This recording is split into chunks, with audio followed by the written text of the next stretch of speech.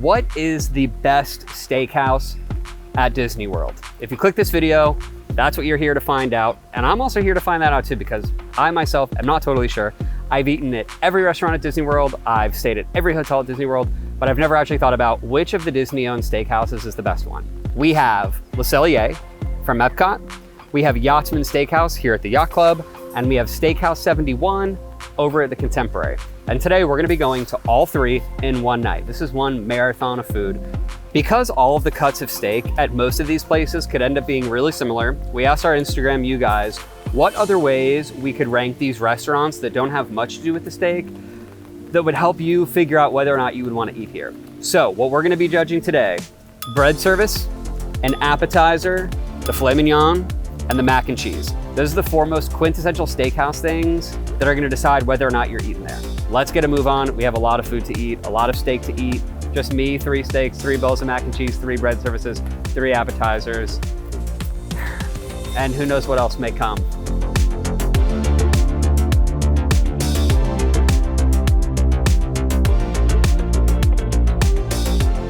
There is a 90% chance that it is raining outside right now.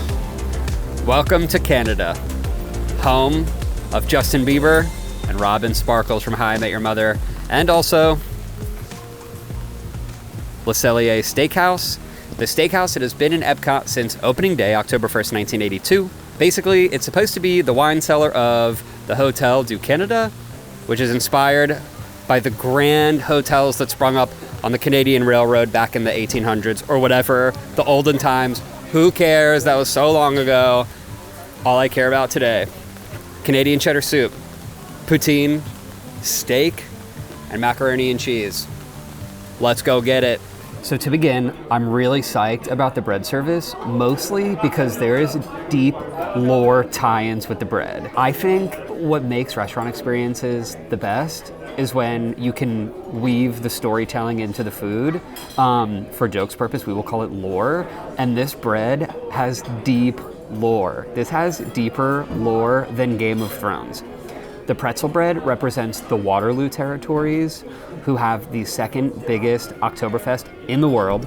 And then they have this mixed sourdough bread, which has even deeper lore. The sourdough represents the sourdough festival that they have to thank the sun for coming back. Imagine literally having to thank the sun for coming back. Let's get our first ranking in right now. The pretzel bread is perfect. It's nice and fresh. It's still warm, firm on the outside, soft on the inside. And the maple butter isn't like overwhelmingly like eating syrup. It's just like a nice, perfect flavor. And then the butter is whipped, so it's really soft, spreads really well. This bread service is off to a great start, but we won't know until we try the sourdough, which, can you see this? We have some nice, you know that TikTok? This is nice. This sourdough is nice. This is our sourdough cross section right here. I'm diving in. I really enjoyed it. This is definitely not your average dinner roll. They do not just say multi-grain and then it's basically just like white bread, but they dyed it brown. This is a great bread. As you will find out, not all bread services are free at the steakhouses that we're going to. So considering that this is a free bread service, we're gonna give this bread service 3.5 out of 5 Cody T heads, which to me, that's pretty solid for a bread service. That is pretty good. Next up, I have the Canadian cheddar cheese soup. This is exciting for one huge reason. The only time I ever eat this is during the festivals when it is like 107 degrees outside. So eating it in the right context where it's like nice and cool in here, which is crazy. I can't believe I've never had this like for real. It is so good. Obviously, when you're getting it from the festival, sometimes I feel like it can be kind of gelatinous. Like, you know, it gets a little thick, a little jello-y. This is so rich. It is so good. It has so much flavor. The bacon gives it like such a nice smokiness on top. This is a very fire soup. I'm gonna give this 4 out of 5 Cody T heads. I think this is like super solid, and I will never see it the same way when I get it at the festival booth. Yes. It's like me hypnotizing you. It's like, you wanna dip the pretzel in the cheese bread. It's such a home run. That is so good. Next up, so this actually counts as an appetizer again. Obviously the poutine and the soup are kind of iconic. We decided to get both. but we have a poutine. Here we have these crispy McDonald's fries. I don't love poutine as a whole. I don't respect it. It is just a bowl of French fries with a bunch of stuff on top. So I'm not like a typical poutine enjoyer, but I can appreciate it. We have these tiny shoestring fries, which are the kind of French fries I like. We have a red wine Bordelaise sauce. Bordelaise is like a wine sauce from Bordeaux. It's French. We're gonna fork it, which is actually good because then I can kind of like pick and choose what I want. To all the poutine people out there, thoughts and prayers me. As a person who did not come here for poutine, I do like what's going on here. I think they just use the pommes frites because I can also taste truffle in here. And then the big difference is the Bordelaise. It's like a much thinner red wine sauce, as you can see, versus like when you're out there and you have that like thick brown, like meat stock gravy. I will lob it a 3.5 out of 5 Cody T heads, mostly just because I'm just not a poutine dude. But if you do like poutine, this is definitely like a nice upscale twist on what a normal poutine is. We have our filet with the truffle butter sitting over the wild mushroom risotto, and then obviously the beautiful pomodoro tomatoes. Either this is a samurai sword or this steak is tender. And this doesn't look like a samurai sword to me. So here we go. Perfect medium on here. Let's get one of these beautiful sun-dried tomatoes that Sir William III told us about. The first steak of the day. It is so good. That is phenomenal. Perfect. No notes. Eat it. 4.5 out of 5 Cody T heads. Only because I try and save 5s for like things that have changed my life. This is a great classic filet banger. I would definitely come back and get this again. 100%. Let's dive into this mac and cheese. Head first. Gouda's my favorite cheese. We love a nice smoky cheese. Oh boy, she's thick with a whole bunch of C's. We have the nice breadcrumbs on top. I'm sure there's some truffle, some Parmesan cheese in there.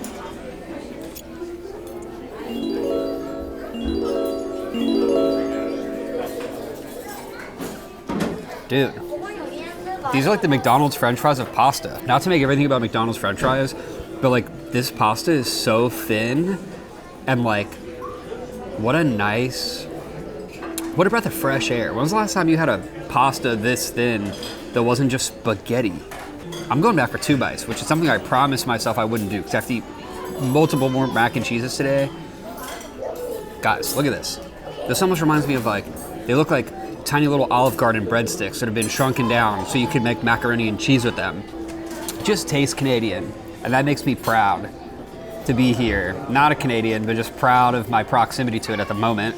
This is an excellent meal, honestly. I don't know how everything else is gonna stack up against this, but we are off to a great start because this is like 4 out of 5 Cody T heads. For a classic straight up mac and cheese, awesome. Awesome steak.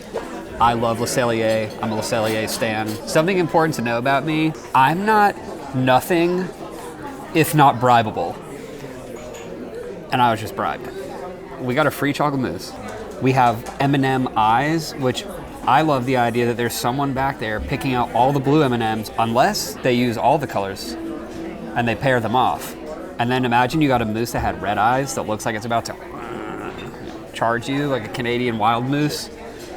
My favorite genre of mousse. There's maple candies up here, and then it looks like just some Oreo Mickey Mouse, if you will. Let's see. Chocolate mousse for sure.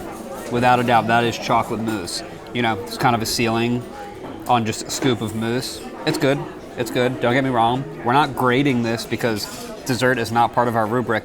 Unless other people bribe me with more desserts, then we'll have to talk about it. Honestly, I would get it just for the picture. Guys, guest animation. This moose head was 5 out of 5 moose heads. A super interesting thing I learned because I was looking right over there around all these pillars. There's like the different territories of Canada, and the dining room, the seating to the servers is arranged how Canada is arranged on a map. So we're in New Brunswick. Prince Edward Island is back there in the corner. And it's like if you were looking at the dining room from the top, you could map out the server sections and they're all named by Canadian territories, which I think is really cool, tying back to how I said the more lore there is in the restaurant, like with the bread, the better. And even a seating chart having lore, I'll be danged. The Yachtsman Steakhouse. First thing that I feel when I'm in here is that, like, I know it's Disney, so this isn't true, but it feels like this was probably one of the last places that still was letting you smoke indoors, is the vibe I get here. Wood floors, wood paneling on the walls, pictures of beaches and captains. The food seems to be pretty antithetical. There is definitely a fresh approach here. We were just talking to my friend, Chef Matt. He was telling us about the food here. We actually have some exciting stuff to talk about. First up is our bread basket. All of the bread is baked in-house in the main kitchen at Yacht Club. We have a garlic pull-apart roll, fresh, warm. Honestly, it's like the one from over at Caribbean and Sebastian's, if you ever had that. They have the onion pull-apart. We have fresh sourdough rolls. Check that out. And then we have a creamery butter, imported from the Northeast. And then my favorite thing, one of my favorite bread service accoutrements, a low and slow roasted garlic to just mash right on your bread. We're gonna hit it with just a little bit of butter on top. That looks good, right? Perfect piece. Absolutely bodies Canada's bread. This is the better bread service. I'm sorry to report that the sourdough at Yachtsman also levels the sourdough from Canada. Both are good, and I don't want to make it sound like Canada wasn't good now that I'm here. It's just better bread service. 4 out of 5 Cody T heads, for sure. So, I know the bread doesn't have lore, but it has lore to me. It reminds me of like the Pillsbury Crescent rolls.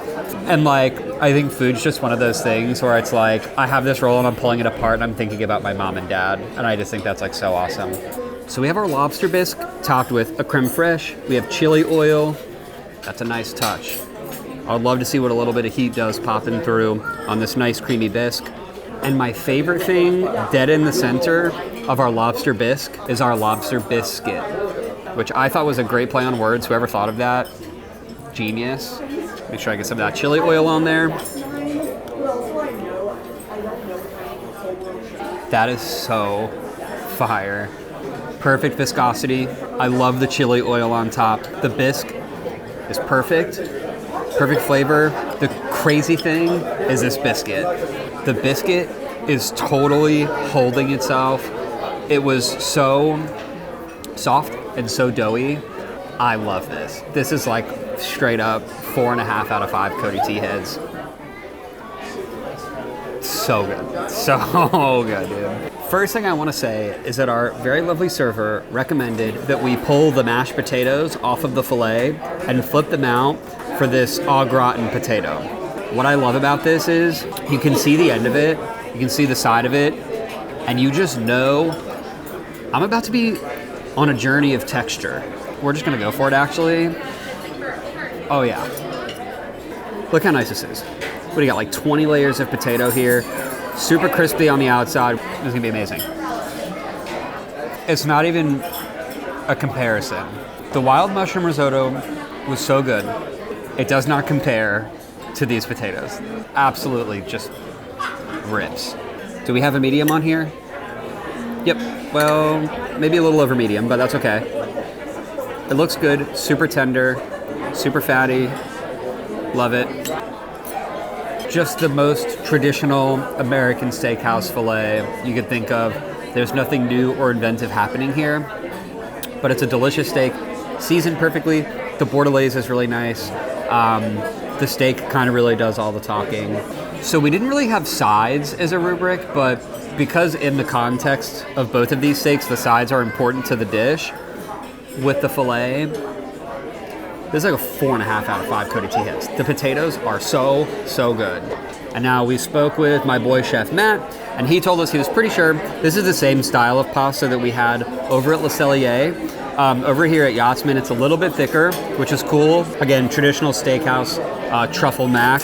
So again, it's not like the Gouda sauce from Canada, which is kind of like their little play on it.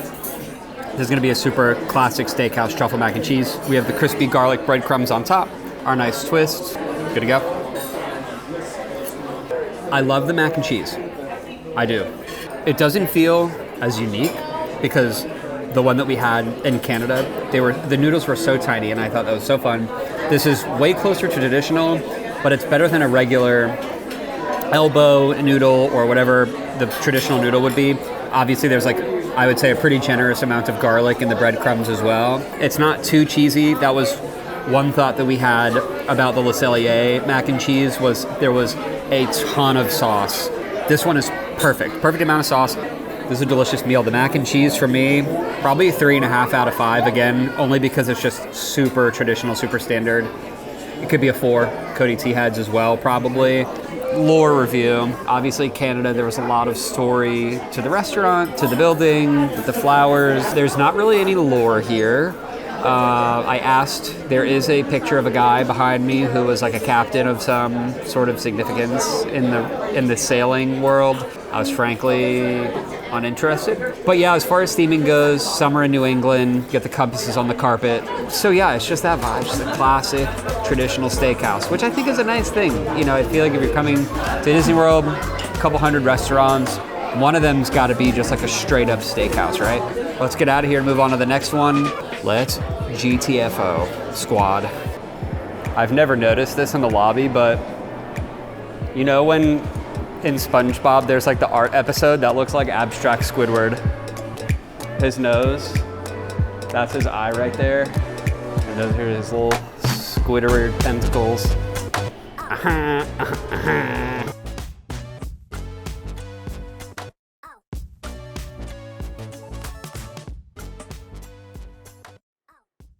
We are at Steakhouse 71. We're comfortable. We're in our nice, ergonomic, mid-century blue navy chairs with the brown wooden legs. The first thing, and most important thing I want to talk to you guys about Steakhouse is the price. If you're looking for a bang for your buck and a steakhouse, this is immediately a standout. The appetizers here are hanging around $10, $11 on average, while the appetizers at Le Cellier and Yachtsman Steakhouse averaged a couple bucks higher. More than that is the steak prices. Here, the 6-ounce filet is $38. The 8-ounce filet at Yachtsman Steakhouse was $60. It did include a side, and I forgot at Le Cellier it was probably something comparable. But at Yachtsman, you got 25% more steak, right? Or 30% more steak, 2 more ounces than the 6-ounce, but you were paying an extra 22 bucks. My instinct says that the better value is just here, and if you don't super care about that kind of thing, I think that's something that's worth noting that you should pay attention to, that if you are trying to save a couple bucks, this is where you should be, because not only is the 6-ounce filet $38, it comes with a side and a sauce. We have some great sauces here. We have my favorite, which it...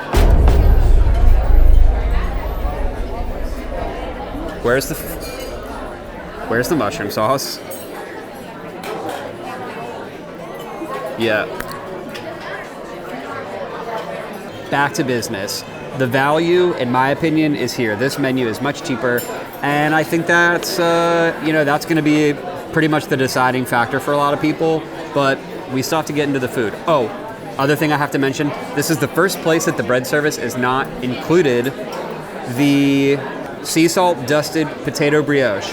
12 bucks. It's really fire. You'll see it when it comes out. It comes with that nice butter with a black 71, and they do what's that stuff that comes out of a volcano? Charcoal. That's not a volcano. So they make this black charcoal salt, and they put the 71 on top, and then underneath the butter is this like garlic tomato zhuzh, and you mix it up. It's so good. Let's order some potato brioche and start beating people up trying to find out where this mushroom sauce is. All right, lore time. There's not really any lore here. It's just inspired by the golden age of Disney, and that's kind of it. I mean, it really is like a mid-century paradise in here, though. I love the booths, I love the furniture, I love the tables, I love the light fixtures. It really is just like a super cool vibe, but unfortunately no lore. See, I love stuff that's just like how Le Cellier was like, we're the restaurant in a hotel, but it's like a forced perspective 6-story hotel that you can't even go in. Like at Old Key West, there's like Olivia's Cafe, and like there's this whole story of like Olivia was a woman.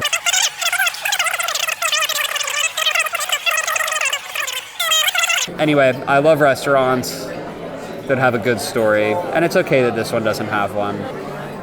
I was wrong. The tomatoes on the side. The garlic. Oh my God. Hey, up here. What do you not see on there? The lava. I love this bread service. This is, I'm trying to be unbiased, in my opinion, by far going to be the best bread service. Yes, I understand that you have to pay for it.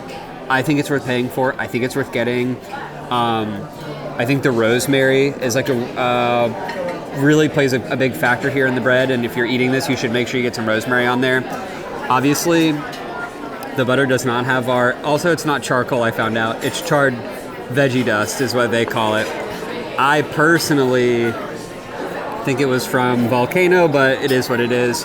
Then there's this roasted garlic tomato spread. This is what I was saying before. Underneath here, you see that? There's the garlic. You just give that a little stir. Stir the pot, you know? And then, so that's it. Let's just tear into one of these. You know it looks good. You're sitting there on your couch right now, thinking about Disney World, and you know that this video just convinced you to come spend. You want to spend $12 on the potato brioche with the roasted garlic tomato spread and the butter. Just gonna plop it right on there. Wapa! Wapa! It's the best we can do. We're falling apart here. It really is so good. I do. I think this bread to me, this is a 4.5 out of 5 Cody T. Head bread service. It is. It's delicious. You get 2 spreads. Look at me. Hypocrite. Forgot to put okay. I don't want all that rosemary. I just want some of that rosemary. 4.5 out of 5. Obviously. Clearly. Duh.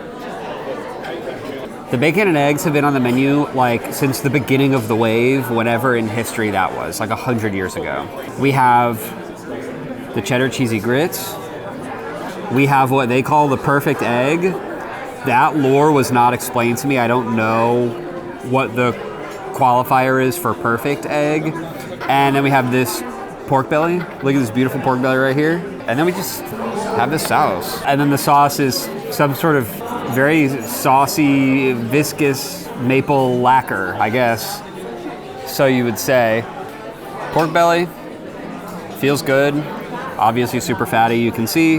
Nice crust on top. We're gonna grab some of this mixture, we'll call it. It actually looks kind of fire. I can make all the jokes in the world, and we can laugh at how this looks, but never judge a book by its cover, because this may look like an atrocity to man, but it is the best appetizer we've eaten this whole night. It is so good. This is 4.5 out of 5 Cody T. Heads. This is honestly, this will be the closest to 5 because I do think it is like inventive in some way. I think I like the play on bacon and eggs with it being, you know, pork belly, and they were just explaining to us actually how they make the eggs. They do it in a sous vide. That's the short version. And he explained to us what perfect egg is. And it's actually self-appointed. First thing that makes me laugh a little bit is the proportions of like the steak to the side of mac and cheese. Anyway, I just thought there's a Facebook mom out there who would look at this and posted it in the annual pass holder Facebook group and say, "There's a hidden Mickey on my dinner plate."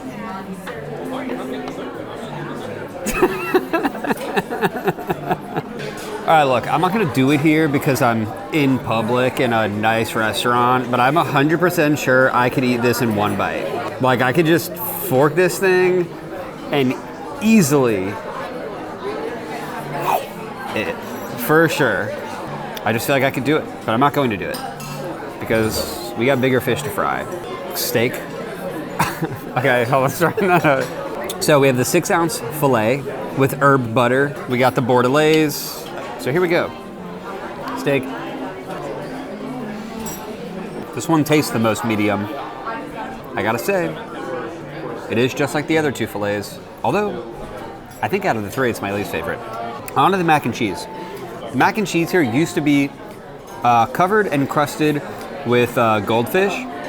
Now it's a mixture of goldfish, panko breadcrumbs, and herbs.